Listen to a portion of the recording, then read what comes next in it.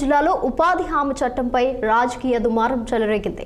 కేంద్ర ప్రభుత్వం ఉపాధి హామీ చట్టాన్ని రద్దు చేసేందుకు కుట్ర చేస్తుందని సిపిఎం నేతలు తీవ్ర ఆరోపణ చేశారు. పోరాటాలతో సాధించిన పని హక్కును నిర్వీర్యం చేసే ప్రయత్నాలు జరుగుతున్నాయని విమర్శించారు. ఉపాధి హామీ పథకానికి నిధులు తగ్గిస్తూ పేరు మార్పు పేరుతో కూలీలను దగా చేస్తున్నారని సిపిఎం నేతలు మండిపడ్డారు. కేంద్ర ప్రభుత్వ నిర్ణయాలతో కూలీలకు తీవ్ర నష్టం జరుగుతున్నప్పటికీ కూటమిలో భాగస్వాములైన జనసేన, టీడీపీ పార్టీలు ఈ అంశాన్ని ప్రశ్నించడం లేదని ఆరోపించారు. ప్రజా వ్యతిరేక విధానాలపై మౌనం వహించడం శోచనీయమని అన్నారు. ప్రభుత్వం వెంటనే ఈ నిర్ణయాలు వెనక్కి తీసుకోవాలని సిపిఎం నేతలు డిమాండ్ చేశారు.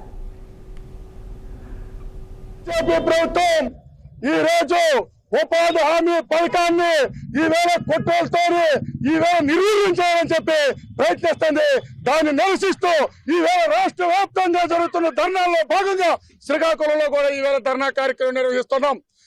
గతంలో యూపీఏ ఆధ్వర్యంలో వామపక్షాలు పోరాడి సాధించి పెట్టిన ఈవేళ ఎన్ఆర్జీఎస్ ఇవాళ పథకం ఈ చట్టం మార్చేసి పథకంగా తీసుకొచ్చి దీన్ని నిర్వీర్యం చేయాలనుకుంటారు. అంతేకాదు కేంద్రము 90% నిధులుంటే ఈ రోజు 60% నిధులు తగ్గించినారు. అంతేకాకుండా రాష్ట్రం 10% ఉంటే ఇవాళ 40% పెంచినారు. దీంతో ఇవాళ ఉపాధి హామీ పథకము పని హక్కు చట్టం అనేది ఈవేళ ఒక హక్కుగా కోల్పోయే పరిస్థితి. ఇది దేశానికి అత్యంత ప్రమాదకరం. భారతదేశంలో గ్రామీణ ప్రాంతాల్లో ఉన్న పేద ప్రజానీకానికి పని హక్కుగా ఉన్నటువంటి మహాత్మా గాంధీ గ్రామీణ ఉపాధి హామీ చట్టం, ఈ చట్టాన్ని నిర్వీర్యం చేయడానికి ఈవేళ పేరునే మార్చినటువంటి పరిస్థితి ఉంది. పేరు మార్చడానికి బీజేపీల స్వప్రయోజనం ఏమిటంటే వాళ్ళు గాంధీని చంపినటువంటి గాడిసే వారసులు కాబట్టి గాంధీ మహత్వం పేరు ఉండకూడదని వాళ్ళ ప్రథమ లక్ష్యం. అంతేకాకుండా ఈ పేరు మార్చేసి ఈవేళ రామ్ అనే పేరు పెడితే అందులో సెంటిమెంట్ గా రాముడి పేరు కూడా పెడుతున్న పరిస్థితి ఉంది. ఈవేళ రాముడి పేరు పెడతారా, దేవుడి పేరు పెడతారా మనకి సంబంధం లేదు.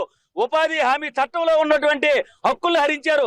ఈవేళ 90% నిధులు పెట్టినటువంటి కేంద్రం ఉన్నప్పటికీ 6 నెలల నుండి వేతనాలు అందడం లేదు. ఈవేళ రాష్ట్రానికి 40% ఇస్తే ఈ రాష్ట్రాలు ముఖ్యంగా ఆంధ్రప్రదేశ్, తమిళనాడు, మన తెలంగాణ రాష్ట్రాలు లాంటివి ఆర్థికంగా ఇబ్బందుల్లో ఉన్నటువంటి రాష్ట్రాలు ఉపాధి కూలీలకి 40% నిధులు ఇచ్చి పని చేయించగలవని మేము ప్రశ్నిస్తున్నాం.